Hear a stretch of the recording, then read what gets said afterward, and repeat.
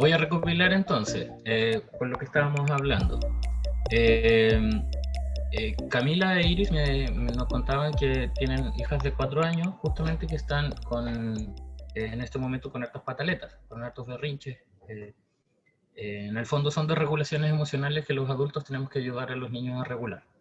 ¿Por qué? Esto tiene una razón biológica. A veces los papás esperamos que nuestros hijos se comporten como pequeños adultos o que se adecúen o que recuerden las normas que nosotros les estamos diciendo de cómo uno debe comportarse. Por ejemplo, no maltratar a una mascota. Eh, Te hacen caso, pero después también juegan con eso, etcétera. No pueden entenderlo bien y a veces se enojan si uno les prohíbe, por ejemplo, golpear una mascota, como el caso de mi hijo. Eh, lo que ocurre con las pataletas es un momento de desesperación o de frustración, o lo que los psicólogos llamamos desregulación emocional.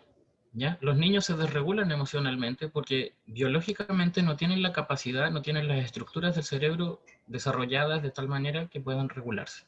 ¿Ya? En general, los seres humanos tenemos un cerebro que tiene 3 etapas. Voy a mostrar mi cabeza. Aquí en la base del cerebro tenemos el cerebro reptil. Luego en el centro del cerebro hay un sistema que se llama sistema límbico. Y adelante, en la parte de arriba, en la zona de la corteza prefrontal y frontal, tenemos los pensamientos, las creencias, los prejuicios, etc. ¿Ya? Lo cognitivo, por así llamarlo. Eh, ¿Alguien escribió? Ah, ya. Nosotros tenemos un gato y cuesta mucho explicarle eso, dice Iris, porque a veces ven los animales como si fueran juguetes. Precisamente. De hecho, yo una vez tuve un profesor que decía que los niños de menos de 5 años eran pequeños psicópatas, en el sentido de que todavía no desarrollan una teoría de la mente, no pueden empatizar. ¿Ya? También por una cuestión biológica. Lo que nos ayuda a regular nuestras emociones son nuestros pensamientos, justamente. Fíjese, por ejemplo, que si usted es una persona que es sensible al juicio de los demás, por ejemplo, a la crítica de los demás, y usted siente que los profesores o algún profesor es una figura importante para usted y ese profesor es un comentario negativo acerca de su desempeño, uno se va a sentir mal, se va a sentir apenado probablemente. Depende de las coherencias que tenga cada uno, cómo uno haya construido su identidad, se va a sentir o como un fracaso y se va a identificar con eso, o se va a sentir que siempre ha estado solo en la vida y que por más esfuerzo que le pone siempre va a estar solo, o puede ser que sienta que todo lo que está haciendo es mentira y se ponga ansioso porque no sabe lo que es la verdad en el fondo. Hay muchas formas de tomárselo, no obstante nos desesperamos, pero ahí podemos acudir a nuestros pensamientos. Incluso podemos conversar con otra persona para que nos meta pensamientos o nos recuerde pensamientos acerca de, por ejemplo, de que está, suponiendo, está recién empezando el semestre o está recién terminando mi primer año como estudiante. eh, Estoy en calidad de estudiante, por lo tanto, lo más probable es que no lo sepa todo, por lo tanto no tengo por qué ser excelente en esto, sino que estoy en un proceso de aprendizaje, puedo decirme a mí mismo.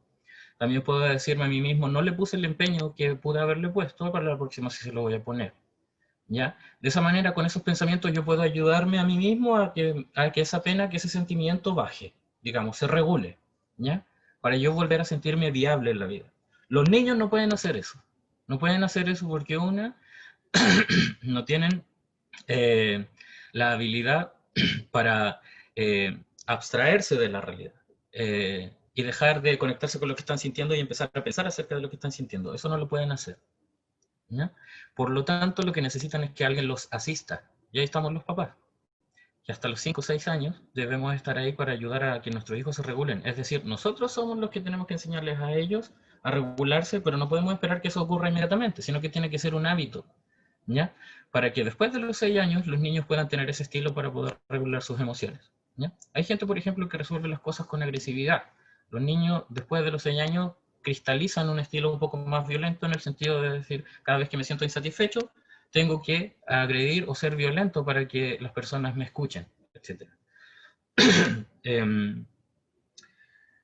Y por otro lado, le podemos enseñar a qué es lo que sienten con colores, como les decía. Hay herramientas bien concretas para enseñarle a los niños lo que sienten, pero en el fondo, antes de los 5 años es un ensayo en el que uno no puede esperar que eso siempre resulte. Va a haber ocasiones en que va a resultar seguramente, pero no todo el tiempo. Por esto que les estoy diciendo, es una cuestión más que nada biológica.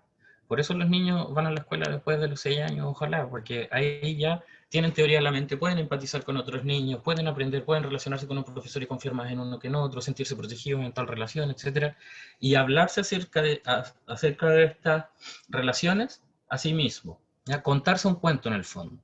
Los niños antes de los 5 años se cuentan un cuento de quiénes son, no tienen, digamos, una identidad más o menos definida, ¿ya?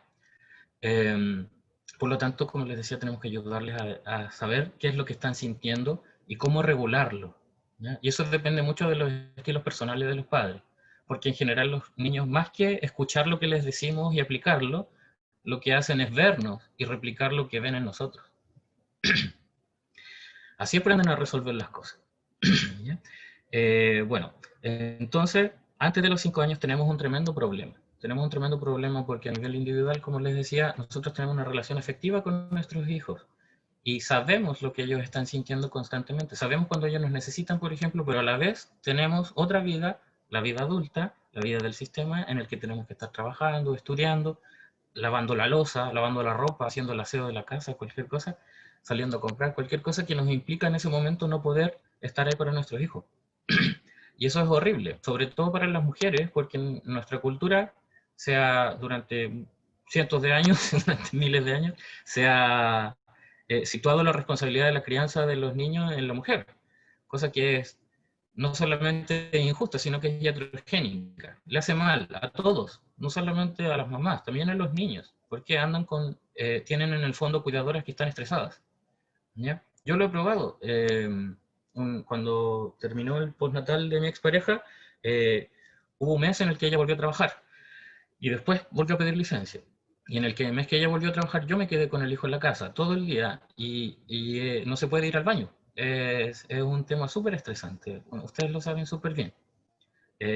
Pero cuidar a un niño es súper estresante porque es súper exigente, porque exige que uno se abandone a sí mismo para poder estar para otro, no para sí mismo. Eh,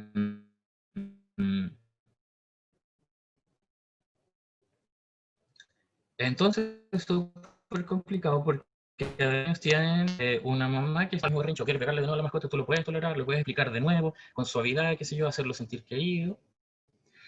Eh, pero después lo va a volver a hacer. Y cuando ya sean las 5 o 6 de la tarde y ha estado todo el día cuidando al mismo niño, ya no tienen la misma paciencia. ¿Ya? Entonces, está por un lado el manejo del espacio. Y ahí depende cada uno la calidad de vida que tiene. Lamentablemente hay personas que pueden contar con otros para que ayuden en la crianza de los niños, como en el caso de nosotros, que nos tenemos a los dos, nos podemos turnar, pero hay otras personas que no, que tienen que estar todo el tiempo con sus hijos. Y eso yo diría que para cualquier persona puede desarrollar sintomatología en términos de salud mental, en el sentido de que cualquier persona podría hacer una depresión, un cuadro ansioso o un cuadro también en el área del estado de ánimo que no sea necesariamente depresión. Pero sí, de todas maneras, las mamás a veces sienten que no tienen fuerza para nada. Y así es como se siente una persona deprimida, digamos. También a veces uno siente que no sabe cómo resolver las cosas y las necesita resolver urgentemente. Eso es ansiedad, es preocupación. A veces nuestro mundo individual, la historia que nosotros nos contamos acerca de nosotros mismos, que por ejemplo tenemos que ser buenos trabajadores, tenemos que ser buenos estudiantes, buenos hijos, etcétera, todos esos compromisos a veces se ven cuestionados cuando tenemos un hijo. De hecho, yo diría que el ideal es que las personas suspendan su vida individual mientras tienen un hijo hasta los 5 o 6 años y después retomen. Como sociedad deberíamos garantizar que las personas que están a cargo del cuidado de los niños estén 5 o 6 años con ellos y después los niños ingresen al colegio y los papás vuelvan a retomar su vida normal y desarrollen sus proyectos personales, etc. Porque es inviable hacer todo junto. No se puede. No se puede. Entonces ahí hay un manejo del espacio que uno siempre tiene que tener en consideración. ¿A qué le estoy quitando y a qué le estoy poniendo energía? Eh, y a los hijos siempre hay que darle mucha energía, por lo tanto es complejo en ese sentido. Además uno también necesita plata, no puede dejar de trabajar en mi caso, ustedes no pueden dejar de estudiar porque están invirtiendo en esto, o sea, dejar de estudiar es perder tiempo. Entonces es una situación muy compleja que Si es que se puede, debe tratarse desde el espacio, desde el contexto, es decir, buscar ayuda. Eh, a veces, te entiendo, Iris, que esto te esté deprimiendo en vez de motivarte, porque así es el panorama. Y esto los profesionales de la psicología tratamos de recalcarlo, de hecho, porque es un llamado de atención a toda la sociedad. Es un llamado de atención a todos, no solamente las autoridades que deberían pensar en cómo se desarrolla un niño y cómo darles el ambiente más viable para eso, sino que además tenemos que cuestionarnos como papá lo que estamos haciendo con nuestras vidas. Es complejo, es duro, pero es así de simple también. Yo he dejado de hacer varias cosas porque ahora es trabajo y Luciano. No tengo espacio para más en mi vida. Entonces, si me invitan a algo, digo, no puedo hacerlo, lo siento. Tengo un grupo de supervisión, por ejemplo, con unos amigos que está decayendo porque nadie le está poniendo energía y yo tampoco tengo que ponerle más energía. Eh, y a veces hay que tomar decisiones duras, ¿ya? Uno tiene que ver, tiene que poner en la balanza qué es lo más necesario. Ahora, por otro lado, vivimos en un país de gente traumatizada. No desconozcamos eso tampoco. O sea, a todos nosotros nos criaron de esta manera. Y peor que lo que nosotros estamos tratando de hacer con nuestro hijo, en el sentido de que las generaciones anteriores a las nuestras eran personas que estaban enfocadas en el trabajo. Este era un país pobre. Las personas que estaban en generaciones anteriores a nosotros agradecían el trabajo y ojalá mantenerse en el trabajo por muchos años. Y en ese estilo de vida, los papás no veían nunca a los hijos y las mamás estaban todo el tiempo también ocupadas y tenían varios hijos, entonces no tenían tiempo para los hijos en términos afectivos, solamente en términos de sobrevivencia. Comida, lavado de ropa, tener ropa, ese tipo de cosas. Eh, y ahora nosotros, nuestra generación, pretende autorrealización. Tenemos lo económico ya más o menos cubierto. Son pocas las personas que se mueren de hambre. Nos mueven, queremos realizarnos nosotros mismos. Eh, y en ese sentido, probablemente seamos más exigentes con nosotros mismos también de cómo debemos ser con nuestros hijos. ¿Ya? Ahora, piensa en que lo peor que podrías hacer es ir a replicar lo mismo que hicieron tus papás. Y si tu hijo resulta como tú, tampoco está tan mal. ¿Ya? Se le puede ayudar. Probablemente va a tener una adolescencia con un poco de descontrol de impulsos, donde habrá que ayudarlo, qué sé yo. Le pasa a todas las mamás. En el fondo la maternidad es algo de no acabar. Eh, Esa es la situación. Ahora, nadie quiere que su hijo crezca traumatizado, pero, insisto, los invito a reconocer nuestros propios traumas. Todos tenemos algún tipo de trauma. Ese es un Eh, tema la, bien grande. Yo en mi casa, mi mamá dice, no, pero si a mí me pegaban y yo no estoy traumatizada. Yo no sufrí ningún trauma. Imagínate, yo hago todas las cosas, a mí antes no me tenían que decir nada porque yo sabía que detrás mío, si yo no hacía las cosas, estaba la paleta o estaba el cinturón y todo lo demás. Y eso es un trauma. Y lo exacto. normalizan tanto y dicen, no, pero si yo no sé qué es lo que piensan sobre trauma, si al final lo normalizan tanto. Sí, lo que pasa es que el trauma en Chile ha sido descrito como tres fenómenos históricamente. Uno, cuando a un niño se le golpea brutalmente, cuando los vecinos hacen las denuncias, etcétera, eso se le llama trauma y se le va al sistema, digamos. El sistema tiene las puertas abiertas para esos niños. Niños que han sido abusados sexualmente también. Ese es el segundo tipo de trauma. Y el tercero es la negligencia. Papás drogadictos que dejan mucho tiempo a sus hijos solos, que los vecinos detectan que es negligente la familia y los denuncian. Eso es reconocido como trauma institucionalmente. Pero hay muchos otros tipos de trauma. Por ejemplo, tener un papá que sea bueno para el copete. O tener una mamá que sea una mujer muy estresada porque tiene muchas cosas que hacer y tiene un marido que no le coopera. Una mamá estresada crónicamente es alguien que probablemente se va a desregular emocionalmente por cuestiones pequeñas. No sé si les suena, pero hay muchas personas que acumulan y acumulan pequeñas frustraciones hasta que de repente explotan por algo mínimo.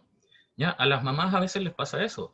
Las personas que hemos tenido hijos, o sea, que hemos tenido mamás así, sabemos que hemos vivido una infancia en el que uno a veces que pedía permiso para salir y te decían, sí, no hay problema, eres libre, eres joven, aprovecha tu vida, y otro día pedías permiso para salir y te decían que te crees, eres un ordinario, eres un delincuente, vas a salir a beber, ¿sí? Vas a volver borracho, toda la cuestión. Eh, Y eso cuando uno era más niño, habían días en que el fin de semana era súper feliz, uno no sabía, pero había plata, por ejemplo, y los papás tenían plata para salir a tomar un helado, para salir a pasear, se sentían los dos contentos porque habían pagado el sueldo. Pero otro fin de semana, los papás se emborrachaban y el sábado de la mañana o el domingo de la mañana tenían caña y te trataban pésimo. Entonces, es un contexto que te debiera proteger, a veces para los niños se vuelve un contexto en el que se sienten amenazados o no protegidos. ¿Ya? Eso ocurre en una familia donde está presente el estrés. En que los niños a veces sienten que sus mamás los tratan bien y otras veces que sus mamás los tratan mal. Y a veces los aman y otras veces que los rechazan. Y eso genera traumas en todos nosotros. No es al azar, por ejemplo, que nos preocupe tan intensamente el tema del trabajo y el tema del estudio. O sea, nos han metido por todos lados el tema de que tenemos que ser efectivos o que tenemos que luchar contra la vida por lograr algo, por ser alguien. ¿Ya? Eso es trauma. Nos habla de que estamos incompletos, de que nos sentimos incompletos, de que tenemos un gran vacío en nosotros que pretendemos llenar a través de lo que hacemos. Ahora, lo que demuestra la experiencia es que eso no sirve. Hacer cosas no sirve para nada. De las personas, por ejemplo, estudios transversales que llevan más de 70 años haciéndose, donde se agarraron a las primeras personas que eran los sujetos de estudio y después se fue con la familia y con los hijos, etcétera, y con los nietos ahora. Lo que te dicen es que lo que te garantiza felicidad y buena salud, es decir, una larga vida y con calidad, es tener relaciones significativas de calidad con tus seres queridos. Que tu ser, aunque dispongas de pocas relaciones significativas en tu vida, que esas relaciones sean de buena calidad, en el sentido de que no sean relaciones en las que uno se sienta amenazado, ni que es una víctima de algo, sino que sean relaciones en las que uno puede sentirse realizado. Y para eso, ¿cómo deberíamos ser entre nosotros? Deberíamos estarnos apoyando todo el tiempo, dándonos mensajes positivos entre todos nosotros, reconociendo los dones y los valores de los demás. Y así podríamos hacer, digamos, tener relaciones sanas con los demás. Pero como estamos en una sociedad donde se nos ha invitado a competir y donde se nos ha enseñado que la persona de al lado debemos desconfiar de ella porque puede de alguna manera perjudicarnos, entonces nos sentimos muy solos. Nos restamos nosotros mismos ayuda. ¿Ya? A veces nos involucramos en una situación en la que nos sentimos víctimas, pero si hacemos una revisión de nuestra historia, hay hartas relaciones en las que nos hemos sentido pasados a llevar, o en las que nos sentimos abusados por los demás. Entonces, de alguna manera, hay una coherencia en nosotros. Ya nos estamos contando a nosotros una historia en la que nosotros somos unos luchadores de la vida. Aunque la vida no tiene por qué ser siempre tan difícil. Todas estas cuestiones se trabajan en psicoterapia, porque tienen que ver con cuestiones profundas en la persona. ¿Ya? En este momento no pretendemos, digamos, develar cuáles son los estilos de apego de cada una de ustedes, ni cuáles son sus traumatizaciones secundarias que tuvieron en su infancia y cómo se explica eso ahora en su vida y en lo que hace. Sino que estamos hablando en cómo esto afecta a nuestra relación con los niños. ¿Ya? Entonces, por el lado de la psicología, como les digo, de las ciencias, estamos mal. Si nos sentimos estresados con nuestros hijos, porque tenemos que mover algo. Y ahora ya en términos más individuales, que es una posibilidad de liberarse de todo esto también. Uno tiene que aprender a ver cómo se está viviendo la vida, ¿ya? Con esto mismo que les decía. Porque cuando estamos con nuestros hijos, ahí salen, aflora nuestro estilo de apego, nuestra forma de vincularnos con otros. Es decir, aparece una ventana en la que se viene a replicar lo que nosotros aprendimos con nuestros papás. ¿Ya? Yo les confieso, miren, yo tengo, mi papá, yo lo amo mucho, pero él trabajaba en barcos, entonces lo veía como 3 semanas al año. Eh, entonces lo veía muy poco, sufría mucho porque me sentía abandonado por él, etc. No obstante, yo en mi forma de ser con mi hijo soy muy parecido a mi hijo, muy parecido. Entonces hay una cuestión ahí que no se puede negar. Que uno replica hartas cosas de lo que observan sus papás. Yo tuve poco tiempo para ver a mi papá, digamos, como él era un hombre de familia, pero de lo poco que vi, yo soy así igual. Entonces, uno replica muchas cosas de sus padres y tiene que empezar a mirarse a sí mismo, más que al niño. ¿Ya? Porque aquí está la clave, y es lo que nos vienen diciendo desde que Luciano, digamos, fuimos al primer control de embarazo. Lo central es que la mamá se sienta bien. Si la mamá se siente bien, el niño se va a sentir bien. De hecho, psicológicamente hablando, los niños hasta los 2 años no tienen un mundo psicológico propio, no tienen un mundo mental propio, no se sienten ajenos a lo que ven, ¿ya? Por eso se asustan cuando los adultos desaparecen. Cuando la mamá desaparece, por ejemplo, va a otra pieza, porque siente que dejó de existir de alguna manera. Entonces, tienen una relación fusionada con la mamá. Por lo tanto, una mamá que está deprimida en los primeros 2 años o el primer año de su hijo, el niño va a sentir eso y va a aprender que su mundo emocional o que sus primeras emociones, la piedra angular emocional de su vida, van a ser esas tonalidades. ¿Ya? Ahora, yo soy depresivo y no soy una persona infeliz, no me quiero matar por si acaso. ¿Ya? Depresivo en el sentido de que la sensación de abandono es la piedra angular de mi vida y lo que me mueve, aunque uno no se da cuenta. ¿Ya? Pero eso más adelante se va complejizando. De los 2 a los 5 años ya el niño empieza a verse como un individuo, ¿ya? Pero todavía no puede empatizar con los otros, como les decía. Y tampoco puede regularse todavía a sí mismo. Después de los 5 años ya empieza otra etapa, que es donde sí ya se sienten más personas y empiezan a armar una estructura cognitiva acerca de cómo es el mundo y cómo son ellos. Un poco más compleja de lo que vienen viendo desde atrás, ¿ya? Pero siempre la lectura va a ser la relación que tuve con mi mamá, es de esa manera voy a leer la relación que tengo con mis otros familiares y a partir de eso también, de la relación con mi mamá y después se va a acumular con lo que conozco con mis familiares, después voy a desarrollar un estilo más complejo y más abstracto todavía con mis amigos, con mis profesores, etc. ¿Ya? Ahora, puede ser, por ejemplo, que una persona crezca con un sentido de abandono muy importante, pero encuentre en su vida de escolar un profesor, una profesora que la acompañe mucho, que le enseñe otra manera de vincularse, una persona, por ejemplo, que se preocupe por él o por ella, que no le haga sentir abandonada, que le imprima otra manera de relacionarse. ¿Ya? Y eso va a generar un cambio en ese niño o en esa niña. En el fondo lo que les quiero explicar es que estas relaciones de apego son plásticas, son flexibles. El cerebro es flexible y eso está archi demostrado. Entonces siempre se puede hacer algo. Siempre. De hecho hay personas que uno ve que llegan a consultar a los 40, 50 años y empiezan a trabajar esto desde ahí. Y no hay problema, después de eso se liberan. Pero siempre es recomendable trabajar cuando hace ruido o cuando les empobrece de cierta manera la calidad de vida a las personas. ¿Sí? Entonces siempre se va complejizando. De hecho, las relaciones de pareja, si ustedes se fijan en sus propias historias, uno tenía un pololo, una polola que era de tal onda, me hacía sentir de tal manera, por ejemplo, no sé, yo tuve una polola una vez que era muy celosa cuando en mi adolescencia, y la pareja que tuve de siguiente de esa, yo era el tipo que andaba medio celoso e inseguro, ¿ya? Porque aprendí esas dinámicas en esa relación anterior, ¿ya? Y ahí uno va notando lo importante que es elegir parejas que a uno le hagan bien, para que te enseñen nuevas formas de cómo ser en el mundo.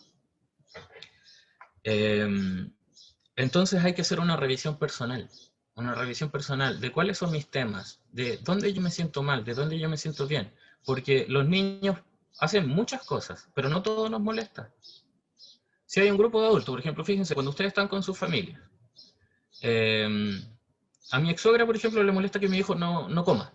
Eso le desespera, le da rabia contra ella misma, dice, pero ¿qué estoy haciendo mal? Le estoy haciendo mal la comida, qué sé yo. Se enoja con él también a veces, le dice que es un mañoso, etc. A mí lo que me molesta es que le haga daño a otras personas, ¿ya? Entonces cuando trata mal a otro, yo le muestro cómo tratar con educación a otra persona. Por ejemplo, cuando alguien viene entrando a la habitación y él le dice chao al tiro, que no, hijo, hay que decirle hola primero, saludar, etc.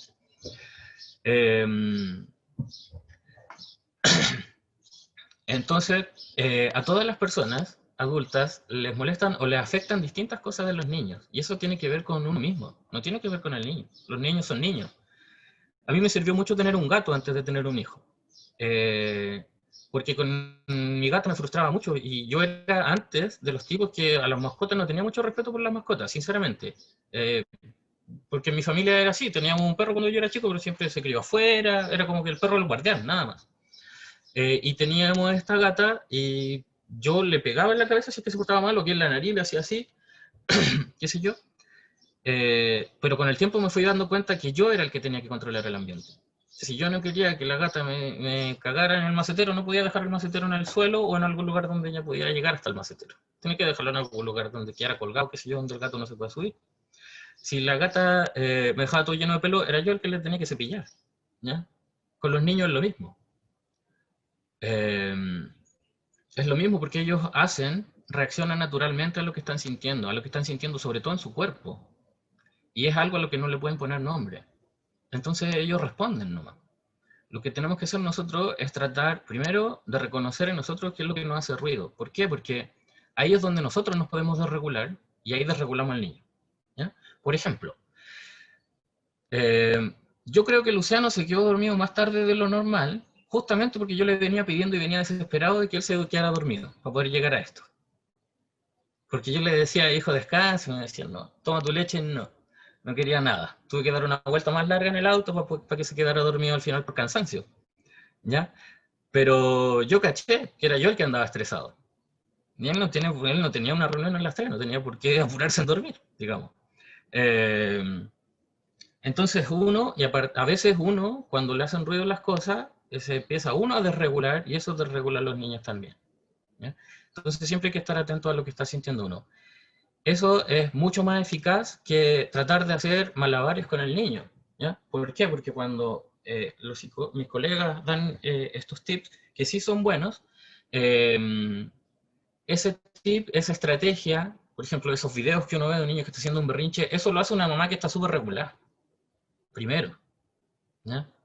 Y eso es todo un desafío. Eh, y hay que reconocerse también en eso. ¿Ya? Si uno anda con mucha rabia, anda muy estresado, quizás es mejor en ese momento no hacerte cargo de tu hijo. En ese momento incluso puede ser hasta buena la tele. Aunque nosotros decimos que la tele no es buena, pues en un momento en que yo estoy muy frustrado, a lo mejor es bueno dejarlo 20 minutos mirando tele mientras yo trato de calmarme. Y me enfoco en otras cosas. O hablo con mi expareja y le explico lo que está pasando y ella me trata de consolar a mí. ¿Ah? O le llamo a mi mamá y le pregunto cómo lo hacía cuando yo me portaba así. Que si yo buscar ayuda, si es que yo no me puedo regular a mí mismo. Sí, Eh, con respecto a la ayuda, eso es lo más importante porque a veces uno se cree autosuficiente y que puede atender todas las necesidades de su hijo. Obviamente o sea, el hijo nace de ti y te conoce, pero uno tiene que cuidarse de uno mismo para después que el hijo sepa cómo cuidarse solo también, creo yo. exacto, exacto. Igual es O que sea, si... Adelante, el- Iris, por favor.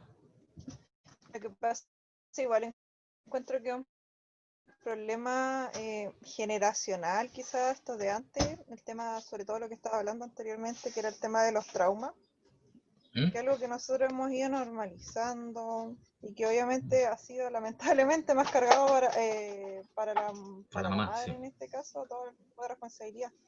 Y bueno, yo sé que falta mucho por informar, por quitarle esa etapa de normalización, pero igual es importante el tema de la salud mental, porque hay muchas personas que, claro, igual entra en términos de normalización, pero igual es algo importante identificar, porque hay muchas personas que, bueno, uno como mamá de repente se siente así como una super mujer y que puede hacer muchas cosas, Ujú. pero llega un punto donde lo ideal obviamente no es llegar a ese punto de quiebre.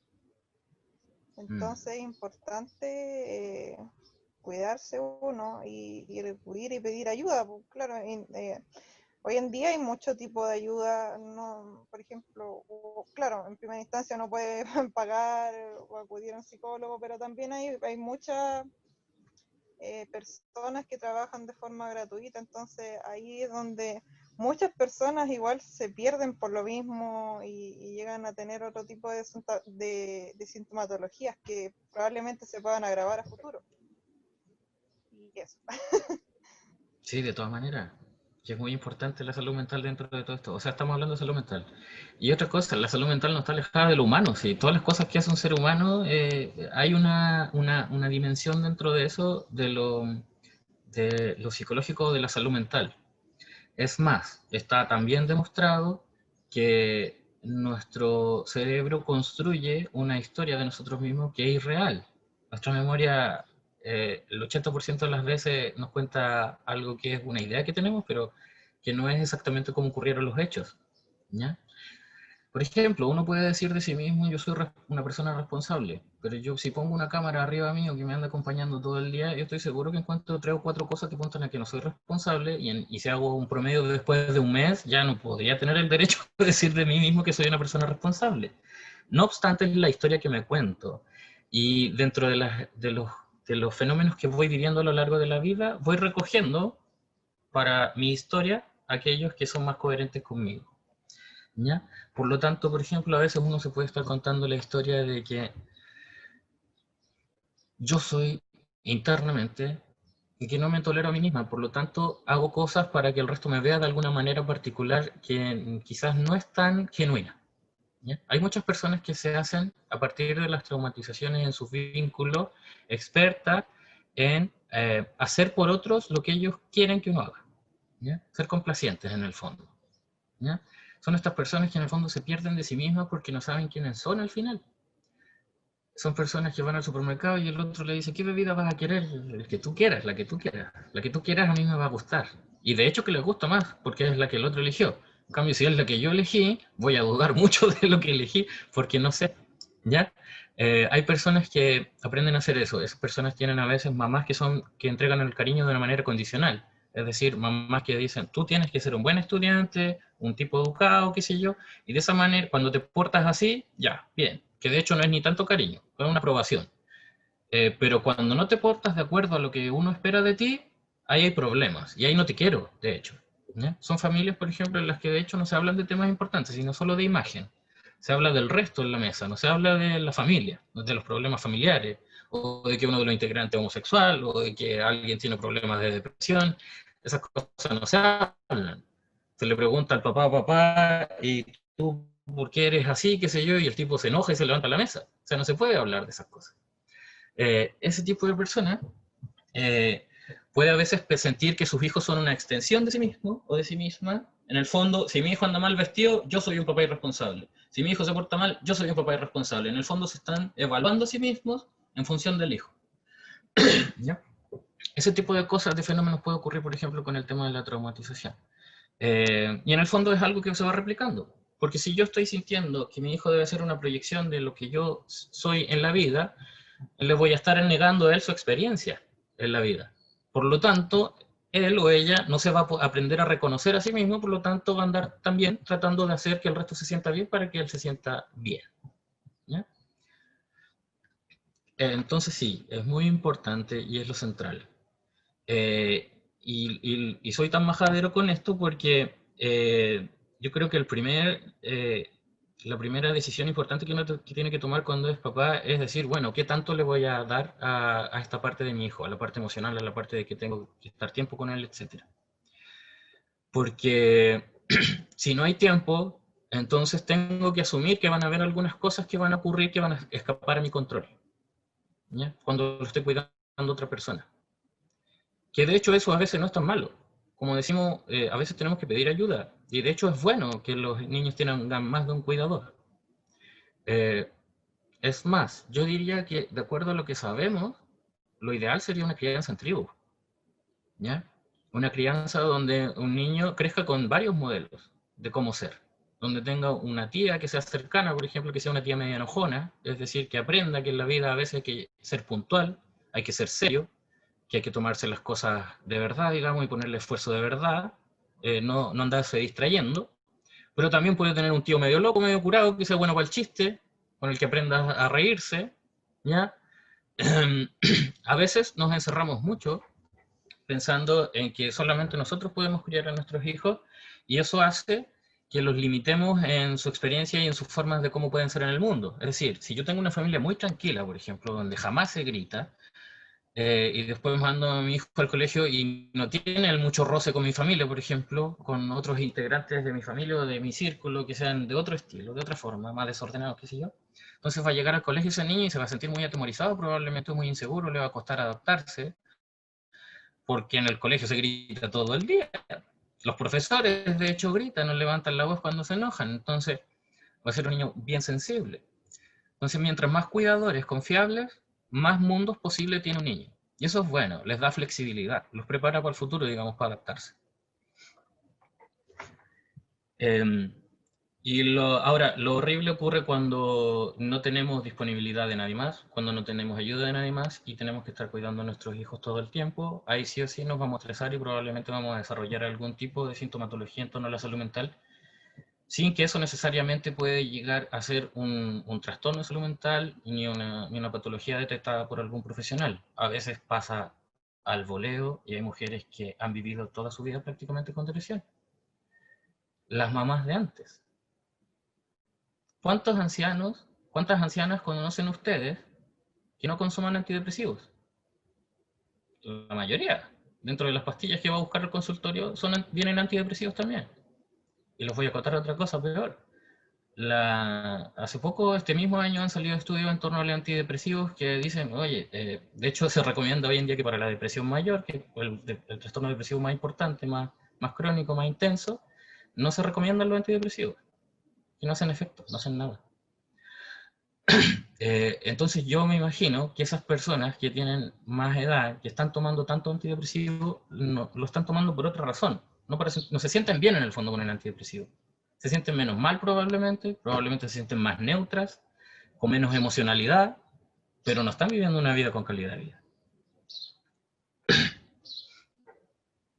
Yo he sabido de varias personas que toman pastillas y dicen, hoy día no me importa nada.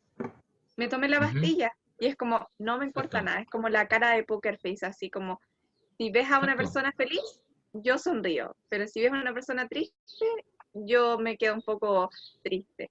Y es como extraño el efecto de tomarse la pastilla, estar como en un espejo. El efecto placebo, dice la es no estar, ¿sí? Pero es no estar, es algo que te permite no estar. Hay muchas personas que buscan no estar en la vida, y eso es terrible, ¿ya? El que anda volado, la que anda volada todo el día, ese no quiere estar aquí, no quiere estar en su vida, no quiere estar en su ropa, no quiere estar en su cuerpo, no quiere estar aquí, quiere estar volando en otro lado.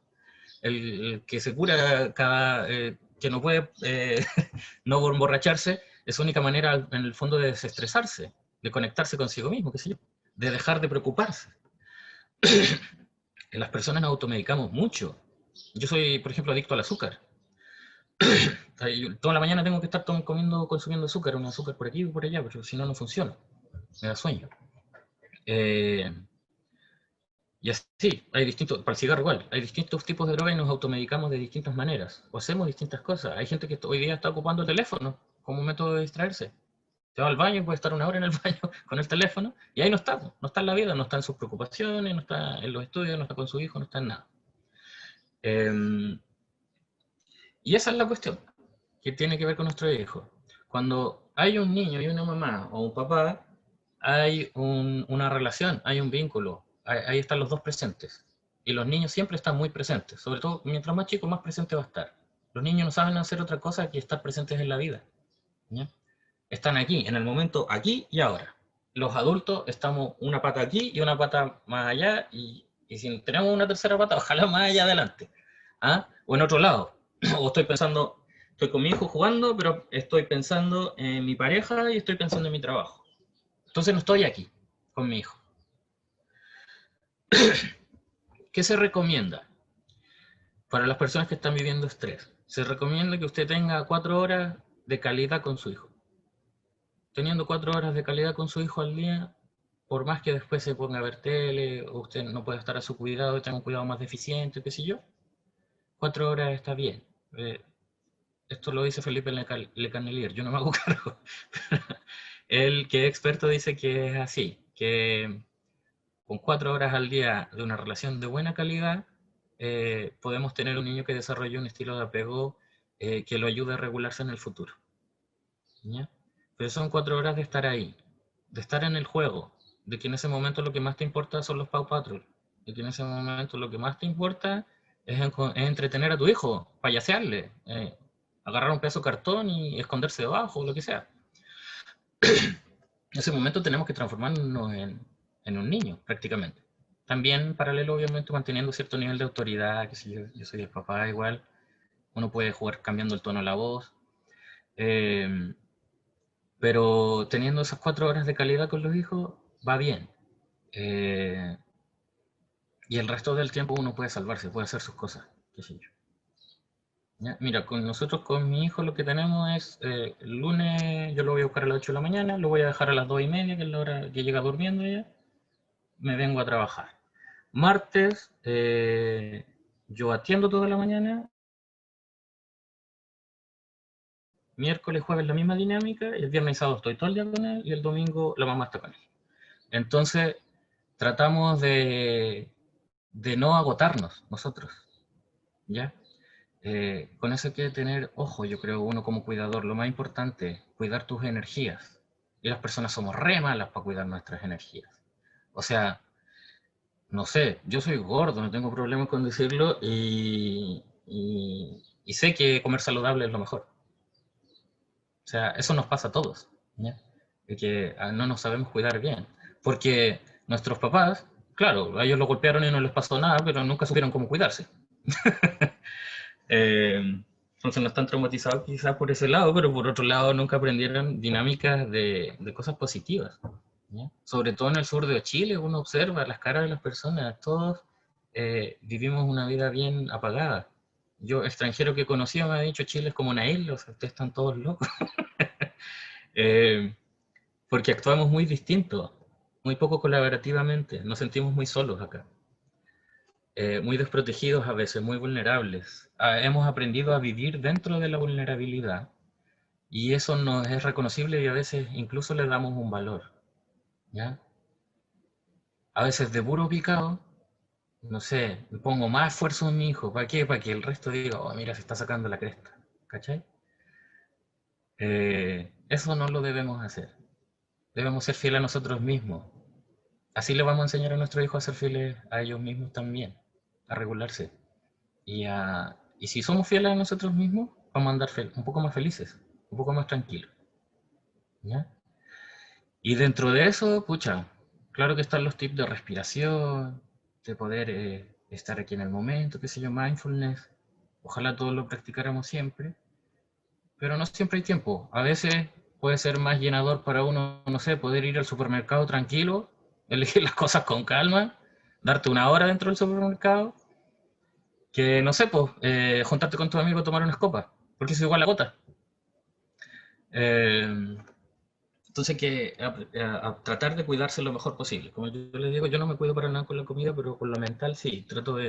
Me levanto una hora antes para meditar y ahí parto mi día, si no me vuelvo loco. Más encima estoy a cargo de aconsejar personas, entonces no podría estar loco aquí. Pero todos ustedes también. O sea, si se fijan, uno pierde concentración cuando está estresado, pierde memoria, se distrae mucho más, uno se sienta a hacer algo, no lo termina nunca. Hay un proverbio de los monjes zen que dice, si estás apurado, con mayor razón deberías meditar. Porque así aprenden a no andar apurado. De hecho, las personas que desarrollan esas habilidades, que practican mucho eso, por ejemplo, bueno, en 2 semanas, un mes, uno ya se siente un poco distinto. Uno se sienta a trabajar y trabaja. Y terminas antes del trabajo porque estás todo el tiempo trabajando. Concentrado. Un paso tras otro. ¿Ya? Porque estoy aquí en el presente, me estoy ocupando de mi realidad en este momento. ¿Ya? Eso, entonces, nuestra historia de sufrimiento con nuestro hijo tiene que ver también, hay 2 aspectos, uno que es el sistema y la historia, cómo nos ha llevado a esto, a estas condiciones de crianza que son desfavorables, y por otro lado, hay una oportunidad en la vida individual de cada uno, de cada una de nosotros. Y esa oportunidad radica en la fidelidad que yo me tengo a mí misma, a mí mismo, y cómo yo busco la felicidad dentro de mi vida. Eso hace que los hijos anden menos estresados. Luego, el berrinche, como les digo, hay que esperarlo, va a pasar, ¿ya? Pero siempre es una oportunidad para mostrarle a nuestros hijos cómo uno debe reaccionar cuando otro se altera. Si nosotros podemos lograr estar tranquilos cuando ellos están en el berrinche, los de mindfulness le dicen buscar la comodidad dentro de la incomodidad. Es eso. Es estar viviendo, digamos, se está quemando todo, todo el mundo está gritando, y dentro de esas condiciones uno tratar de buscar qué es lo que le resulta más cómodo. Hay personas que se sienten más cómodas activándose, por ejemplo, agachan la cabeza y se ponen a hacer cosas. Bueno, entonces, que alguien se ocupe del niño directamente, o hazle esquívale un poco, agacha tu cabeza, arregla lo que tienes que ordenar, y cuando esté un poco más ordenado ya relájate y vuelve a concentrarte en tu hijo. Hay un ejercicio que hacen los de mindfulness, me gustaría que lo hiciéramos. Levanten sus brazos, por favor. Así, hacia el cielo. Eso. Bien arriba, más arriba. Eso. Bien arriba, eso. Más arriba, Carmen. Como si estuvieras soportando el techo. Eso, sí. Y si le ponen atención, es difícil. Uno siente como que no puede estar tanto tiempo así porque es incómodo, de hecho. De hecho, el ser humano no está hecho como para tener los brazos arriba de la cabeza. Y ahora, cierren sus ojos, si quieren. Empiecen a respirar por la nariz. Tranquilamente, tomen conciencia de su respiración solamente. Y acomoden los brazos. Dejándolos arriba, pero traten de acomodarlos de una forma en que los músculos no estén haciendo tanta fuerza. Pueden mover sus manos, sus muñecas, cambiar la forma en que están los brazos, pero siempre hacia arriba, pero tratar de que dentro de esto descanse un poco. Y respire suavemente. Dejen sus brazos ahí, ¿no? Yo creo que ya estamos aguantando mucho más de lo que pensábamos que íbamos a aguantar. No pasa nada. Duele el brazo, nada más.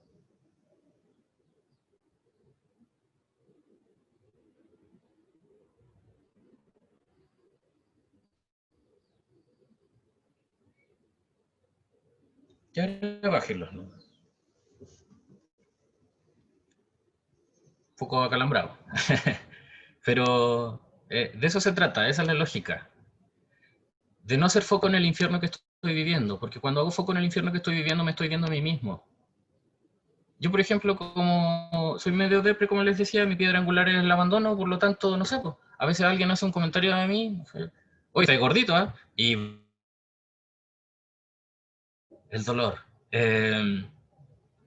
Y cuando mi hijo me pega aquí en la guata, unas palmadas me pega así como buena campeón, yo lo veo y digo, veo mi guata y digo, estoy gordo. No puedo hacer foco en eso, en contacto con mi hijo. O cuando mi hijo está enojado conmigo, por ejemplo, está diciéndome un berrinche y me dice, me quiero ir donde mi mamá. Eso yo lo puedo tomar como, me quiere abandonar. ¿Cachai? Me puedo poner a llorar si me conecto con eso.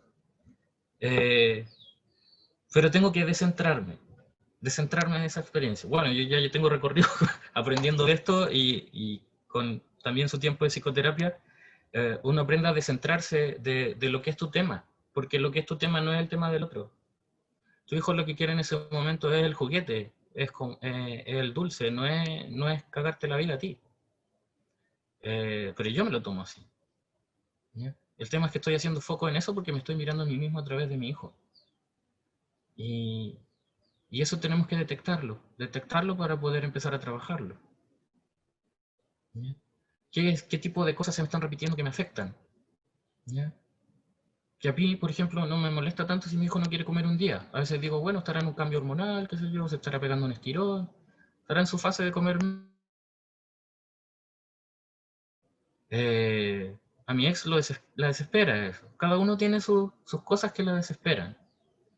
El tema es que cuando el niño tiene el berrinche, la niña tiene el berrinche, ojo con qué estoy respondiendo. Estoy respondiendo a mi necesidad de tener un hijo tranquilo, estoy respondiendo a mi necesidad de que tengo que trabajar, estoy respondiendo a mi necesidad de sentirme un buen papá, o estoy respondiendo a lo que él me está diciendo. Y el siguiente paso después de eso es sacarle el rollo al hijo. Entonces, dentro de lo que se está viviendo, por ejemplo, ya, me estoy sintiendo apenado porque mi hijo me dice que se quiere ir con su mamá. Y eso me da pena. ¿Ya? Ahora, ¿qué está haciendo él? ¿Qué le está pasando a él? Lo veo a él y cuando lo veo y me doy cuenta que no sé, lo que tiene es un capricho, digo, esto no se trata de mí, se trata del capricho. O sea, ¿se lo doy o no se lo doy? se lo doy si es que ya no me quiero sentir abandonado. Pero como no es mi tema, no se lo doy porque es lo mejor para él. Y ahí empieza a funcionar esta parte de acá. Empiezo a llenarme de explicaciones que me ayudan a regular mis emociones. No las explicaciones, los pensamientos que nos hacen sentir más mal, no nos ayudan. Tenemos que tratar de buscar otro tipo de soluciones. Si uno no lo puede hacer, consulte. Consulte a un psicólogo, a un terapeuta, a alguien que le ayude a mirarse y a poder destrabar ciertas situaciones que lo más lógico, lo más probable es que tengan que ver con historias de vínculos anteriores que estuvieron dañados. De hecho, estimadas, la maternidad es una ventana, por así llamarlo, es una ventana en la que aparece la basura, los desechos que teníamos tapados, de cierta manera. ¿Ya? Tenemos hitos en nuestra vida, como les decía, en el desarrollo de un niño hay varios hitos, son más seguidos al principio, después son menos frecuentes o más separados en el tiempo. Viene un hito después entre los 9 y los 13 años, que es la pubertad, que es la puerta de entrada a la adolescencia, ¿cierto? La adolescencia ya la persona tiene un mundo más personal, más propio, y por lo tanto empieza a juzgar a sus padres y se pone en una guerra con sus padres porque se le mueren los superhéroes, ya no creen todo lo que le dicen los papás, y empiezan a aparecer personas adultas que tienen dones pero también tienen falencias. Entonces, cuando se les aparece ese papá, hay un duelo que viven los hijos. Todos vivimos ese duelo, que se nos murieron de cierta manera nuestros papás superhéroes y nos aparecieron unos papás carnales, que no son tan bacanes como los de mi amigo, por ejemplo, qué sé yo. Y ahí empieza una rebeldía que depende de cómo lo tome la familia, si muy rígida, muy flexible. Va a terminar y viene la adultez, que en el fondo es ya regularse uno mismo, pero en una vida individual y con un proyecto propio que no tiene que ver que en lo que no son responsables ya mis papás. Nadie más es responsable que yo. Y ese proyecto nos toma 15, 20 años. Y después a los 50 viene la etapa de revisar uno para atrás qué fue lo que hizo con su proyecto, y hay mucha gente que se deprime porque dice, lo hice mal con mi vida, pero ya no tengo 30, 40 años más para hacer otro proyecto en mi vida.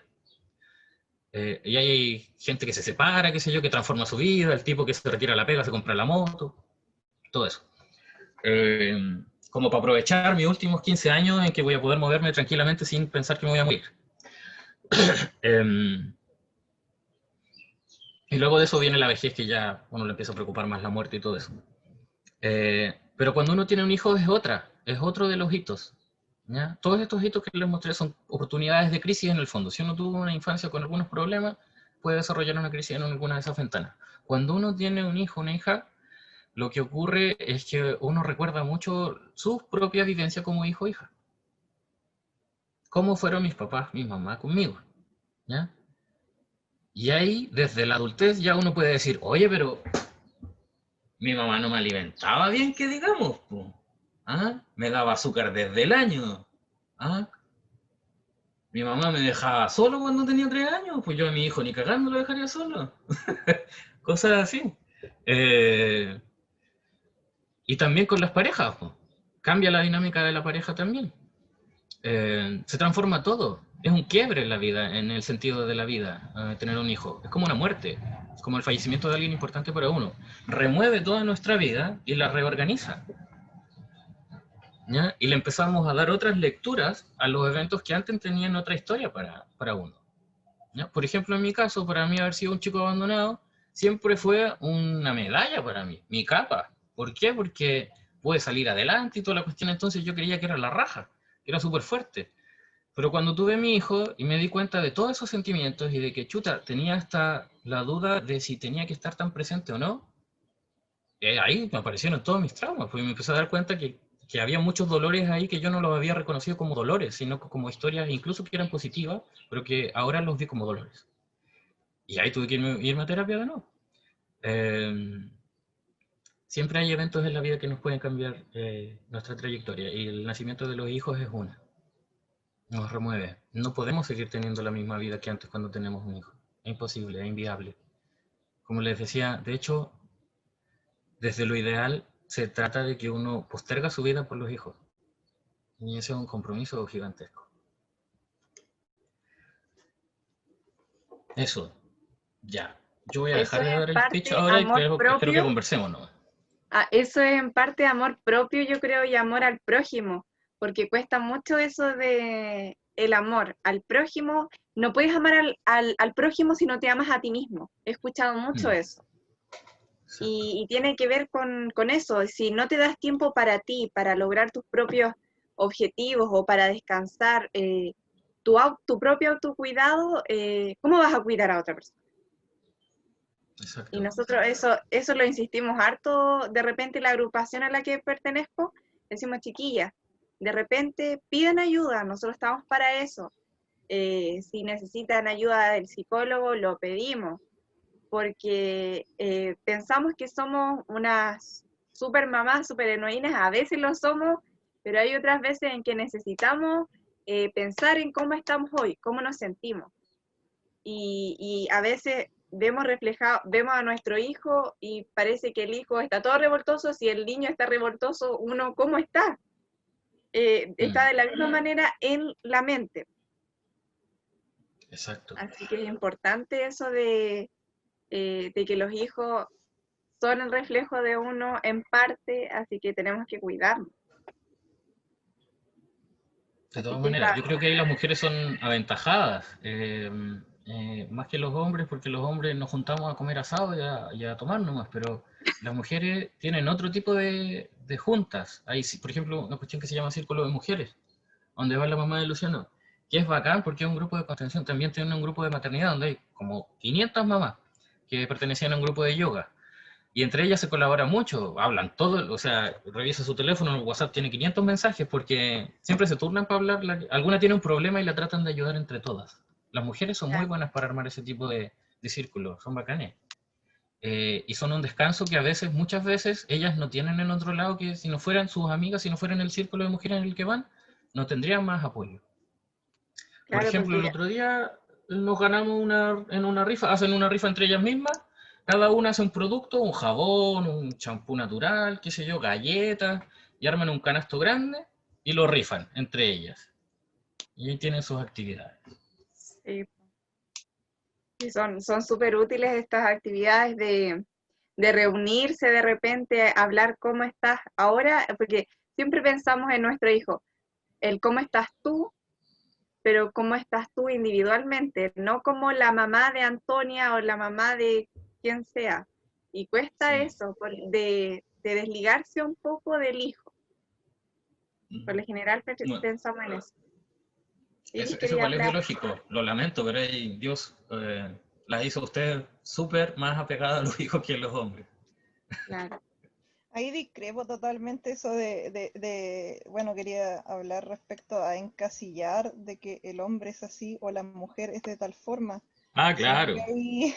hay parte por un tema de voluntad de cada individuo, sea el papá o sea la mamá, porque es algo Claro. que, por ejemplo, hasta el día de hoy discuto. Por ejemplo, a mí nadie me enseñó a ser mamá, yo tuve que aprender a hacer muchas cosas que antes yo no sabía y que lamentablemente no tuve apoyo de muchas personas como para recurrir a ellas y averiguarlas de otro modo.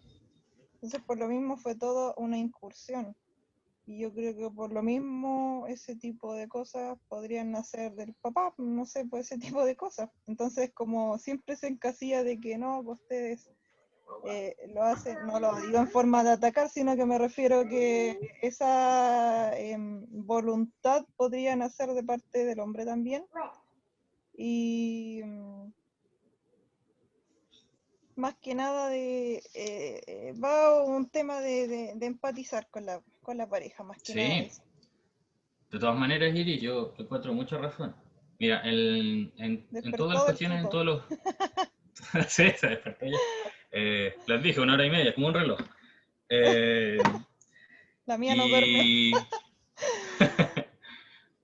esa siesta va a estar De larga. los 8 meses que no duerme siesta. Oh, ese es un problema. Es un problema, porque los niños se ponen mucho más desregulados cuando están con sueño. Sí, es que ella tiene Luciano a las 1 de la tarde ya anda idiota. ella la diagnosticaron de cuando tenía 6 meses de dermatitis crónica. De hecho, el ¿Ya? dermatólogo como que es un San Juan, hija. Ya tienes que ir a dejarlo allá para que huele. Me agarró un San Juan. Y le iba a decir, ahí me dijo eso de que tu hija probablemente no va a dormir, que va a ser más hiperactiva de lo normal, entonces como Claro, parte de la condición. sí. Es como algo como que muy característico de las personas que tienen ese tipo de patología. Sí, pues ahí hay ya algo súper particular. Claro, es que no pueda dormir siesta la hace más descontrolada seguramente. Te tocó más duro, Sí, Iris. de hecho yo con ella camino mucho, unos 45 minutos, salgo con ella a andar en bicicleta, incluso aguanta Bacán. más de 13 kilómetros andando en bicicleta y sigue con mucha energía, entonces como tiene una Qué pila bueno. industrial. Sí, es una pila industrial. Esas personas son muy valiosas en la vida. Hay que saber cómo conducirlas, ¿no? A veces el sistema, mira, hay varias injusticias en lo que decías también. Sí, pues, las mujeres por lo general son más amorosas con los hijos por un reforzamiento cultural, más que nada, que se ha ido repitiendo a través de la historia.